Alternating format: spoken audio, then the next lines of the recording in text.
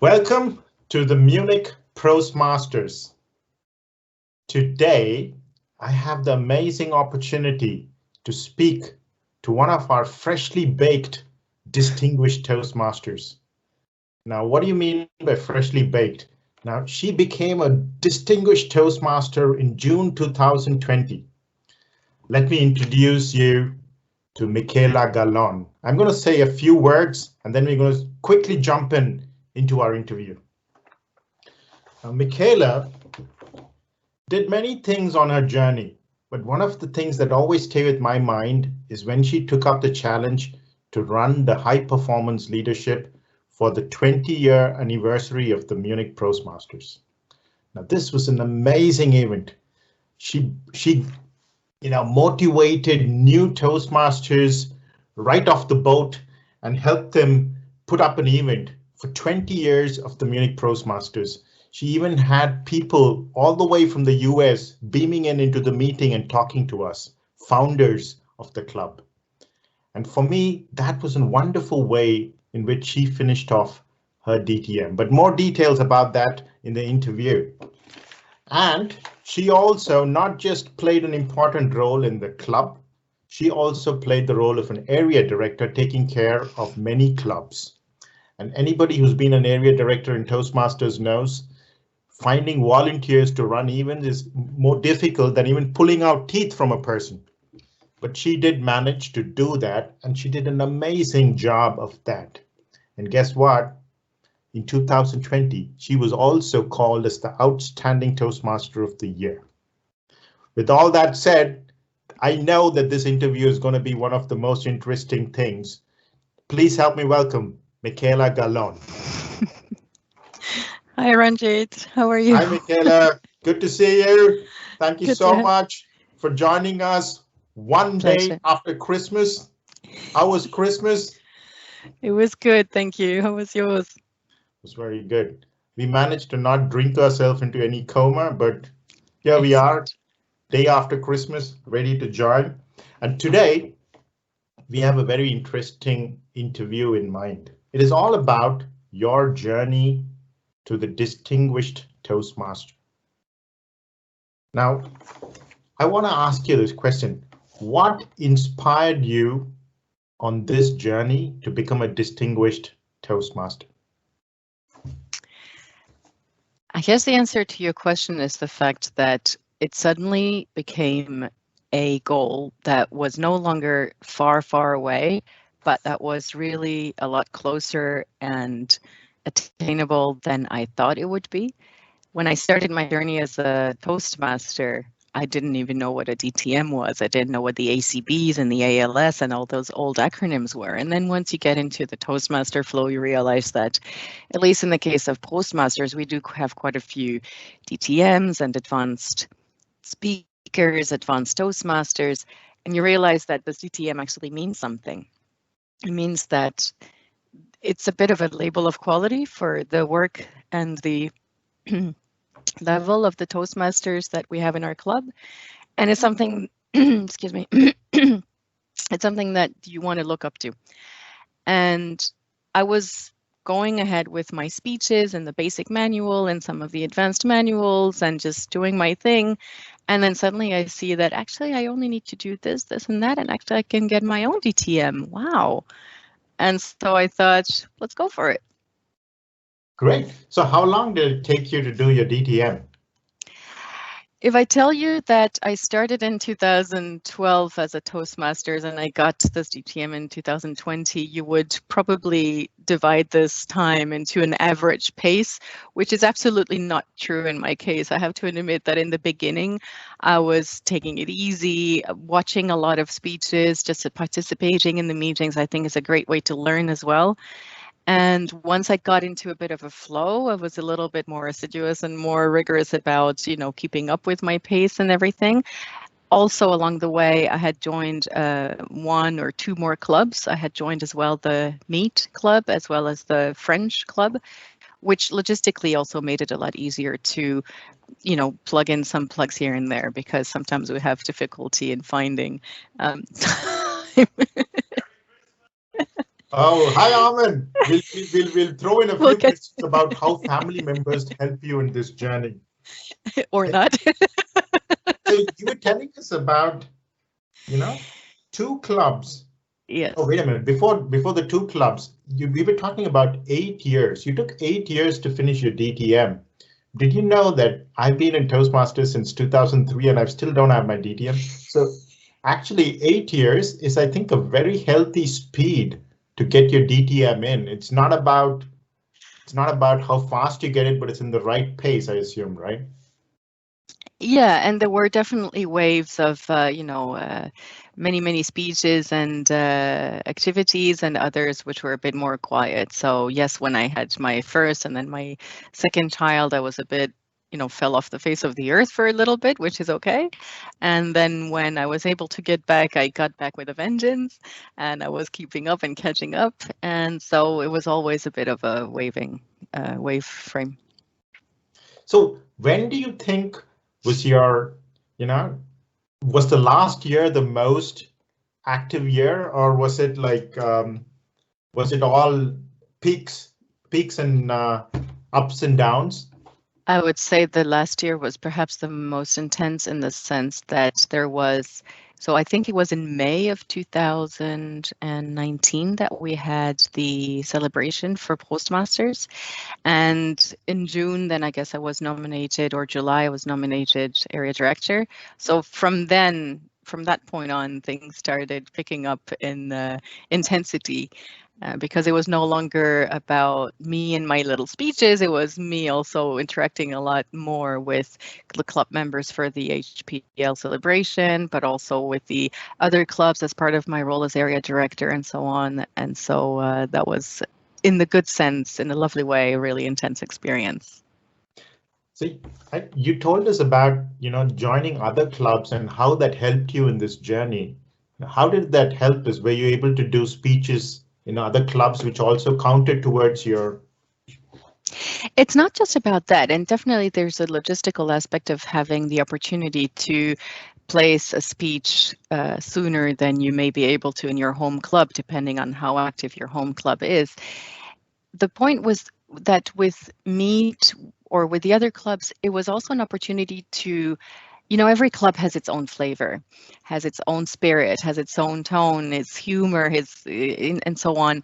And it was a great way to meet other Toastmasters as well, to try different things in a different audience, because perhaps you get a bit comfortable in your home club, trying out the same jokes, trying out the same styles. And then it's really taking yourself even more out of your comfort zone to try speeches in a different club and get a different set of feedback and try new things. So that was a great way to expand my experience as a Toastmaster. And one of those clubs was an English-speaking club, the Advanced Club. So we really try to take the level up a notch, where in the intensity of the feedback, but also in the challenges that we throw one another in the club meeting. So that was also a great challenge.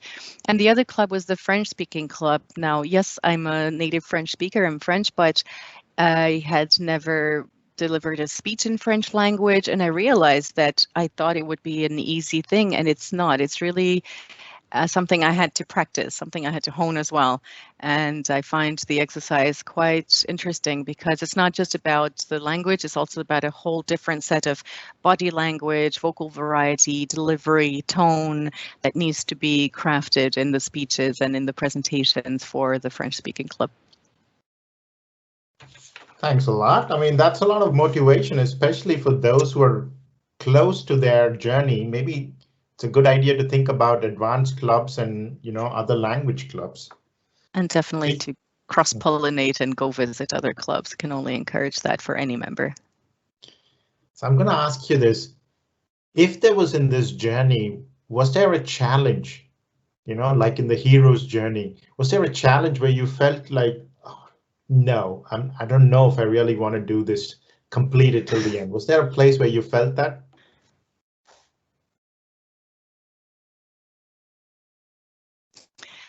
In a way, yes, because the speeches, I think I was able to kind of squeeze here and there into the different clubs and at different levels of quality, perhaps. I was able to do that. And then the area director, was for me an intense experience in the sense that it also required twice a year travel to the for the deck games and all those visits, because I was responsible for 5 clubs in my area.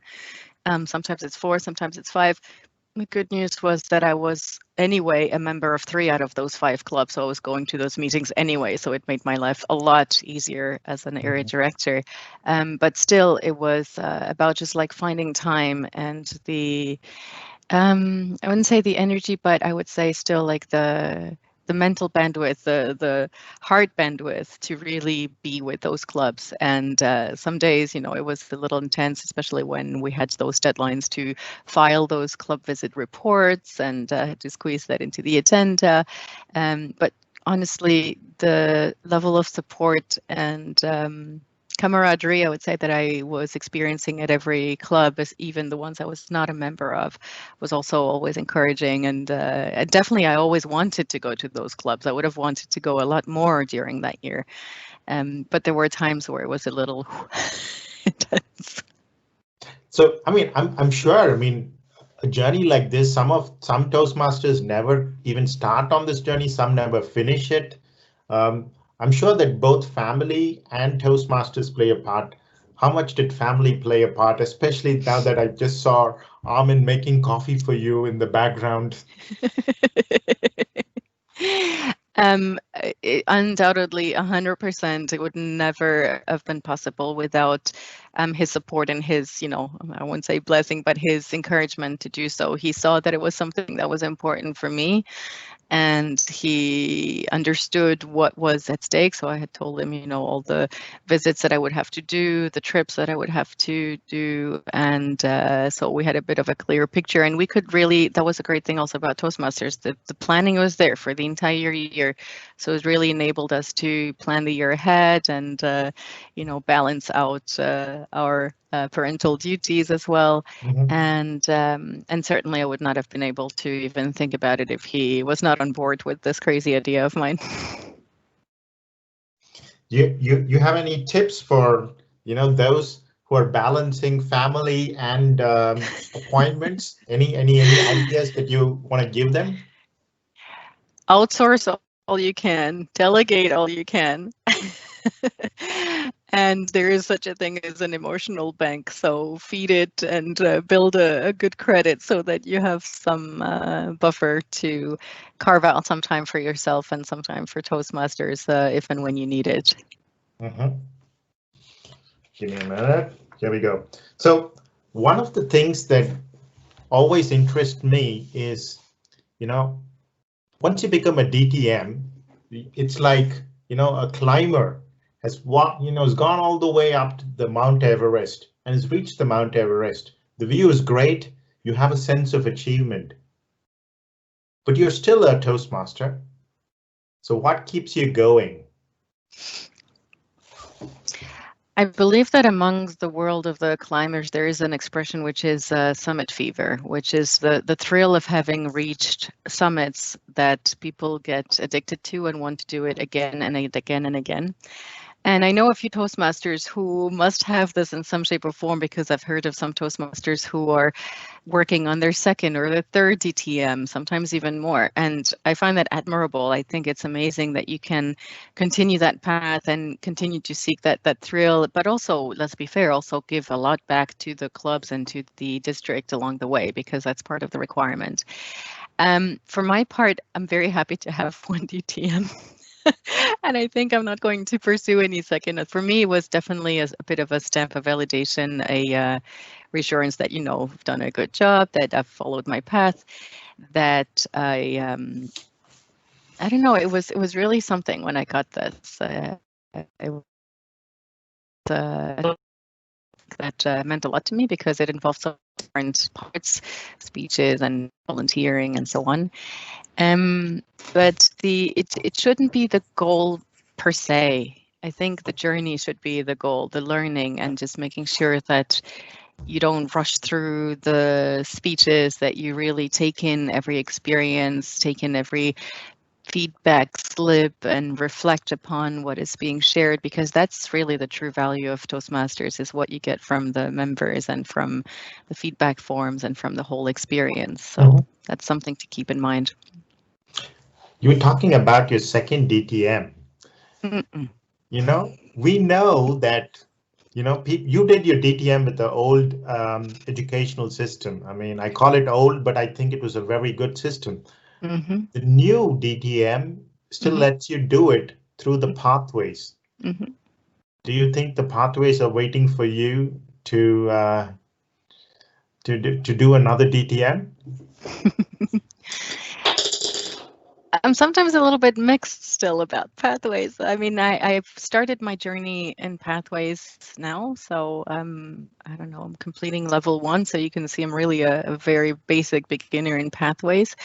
And so far, of course, the speeches and the objectives are very similar to what one may have experienced, at least in the Competent Communicator Manual in the legacy system.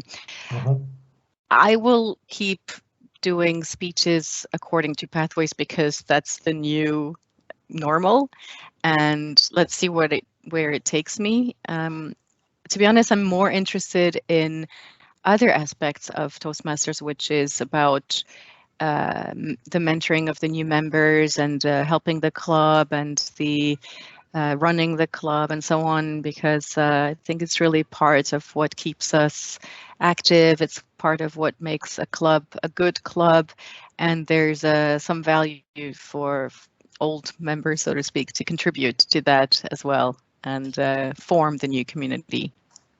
Hey, correct me if I'm wrong. I remember that you did your coach training, right? And you're a certified coach now. I am. And how does, you know, are you able to use I'm sure you're able to use your coaching abilities at work. Are you also able to use it at Toastmasters? Certainly, I think there's a lot of things I learned in the coaching experience that I apply indirectly at Toastmasters and vice versa, to be honest. I think Toastmasters is a great place to hone analytical skills or critical skills in terms of, you know, delivering evaluations, which is not what you do in coaching, of course, but at least it sharpens that observation, which is helpful. In any training you will do, I'm a firm believer that there's always transferable skills, and so there are things that you learn in one training that are applicable to another, and at the end, it really all comes together. So those are really two of many moving parts which really are compatible and mutually beneficial, I would say. So definitely, I think it's a great complement to that training as well. Perfect. So we're coming towards the close of our meeting, but I'm gonna ask you, you know, where do you think is the future for you in Toastmasters? Where do you think is the future for Toastmasters and our members? The future, the near-term future for me in Toastmasters is just having a great time joining my meetings, helping new members, interacting with fellow club members, and laying low for a few years until the children are a bit older and maybe I have some more bandwidth to be a bit more engaged in the future.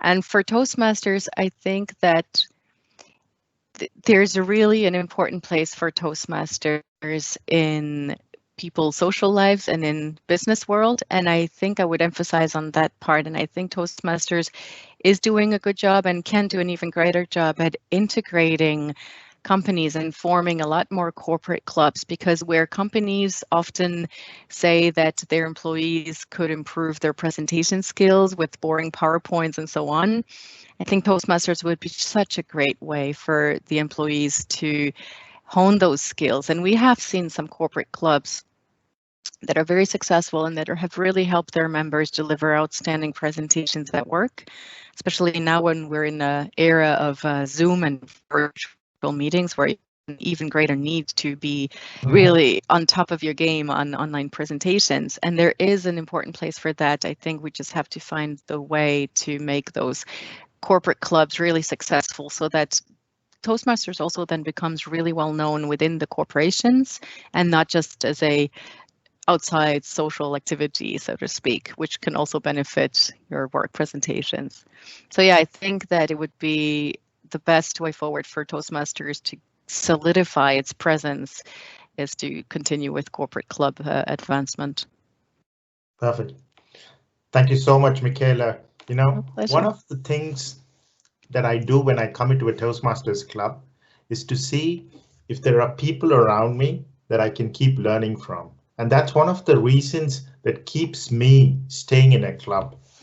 And when I see people like you doing your distinguished Toastmaster, which for me is like a mountain much higher than the Everest, and reaching it, and to have more people like that in our club, to see that gives me the confidence. I did not manage to do it in the old manual, but you know what? Having people like you, I might actually think about doing it in the new manual. Ooh. So this is a series of interviews that we're going to do with more distinguished Toastmasters from our own club. So thank you for kicking it off, and see you soon in the club. And thank you for being such a great mentor to me, Ranjith. You didn't mention that you were too much, but you're my mentor, and you're really somebody I look up to in Prostmasters and in Toastmasters and in life in general. So thank you so much for your guidance. Thank you so much, Mikaela.